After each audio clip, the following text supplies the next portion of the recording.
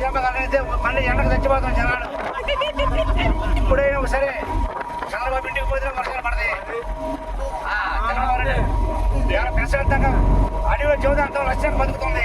పిల్లలు వచ్చి పడకుండా ఏదో ఊరకట్టేట. మీ పేరేంటి పెద్దగా? అంటే నీ పేరేంటి? మంచిదండి. ఏ ఊరా? శ్రీపురం. స్టూడెంట్ పేరంటే మళ్ళీ వచ్చే సంవత్సరం ఒక స్టూడెంట్ వస్తుంది. ఈ సంవత్సరం ఒక స్టూడెంట్ ఇచ్చారు, వచ్చే సంవత్సరం ఒక స్టూడెంట్ ఇచ్చా. కానీ ఇచ్చేది ఏముంది? వచ్చే మాటలు ఎందుకంటే చెప్పడమా అంటే ఒక టిప్పు 2 టిప్పులు దోతులు మరో డిపోలో పెట్టుకుంటాడు. ఏంటి పరిస్థితి లేదా?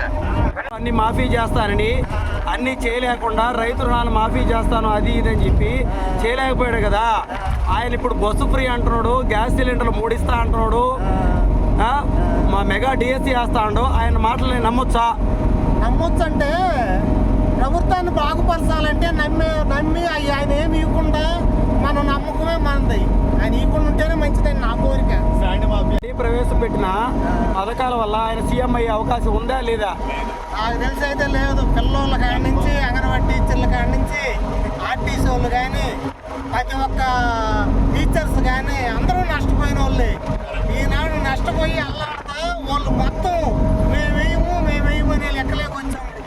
కాబట్టి సహజంగా మన దేశము మన రాష్ట్రము మనం అసలు మన జీవితాలే అన్యాయం అయిపోతాయి ఇది వస్తే. అందుకని అది రాకుండా ఉండడమే నాకు చాలా శ్రేయస్కరం అనేది నా ఆలోచన. గ్యాస్ ఫ్రీ అంటాడు, బస్సులు ఫ్రీ అంటాడు. మరి ఆయన నష్టాలు ఆయన ఒక్కడికి వస్తుంది నష్టమా? నష్టం వచ్చేది ఎవరికైనా నష్టం వచ్చేది ఇద్దరికి వచ్చేది. ఎలా స్కూల్ వచ్చేది ఎంత గిలియను కూడా బిడ్డలు కనుక్కుంటే నేరుగా తీసుకుపోయి ఆడ పెడతామా? అనుకోలేక అమ్మ ఒడి ఎంతమంది పిల్లలు ఉంటే అంతమందికి ఇస్తా అంటారు కదా. అంతమంది పిల్లలకి చంద్రబాబు గారు ఇచ్చేది.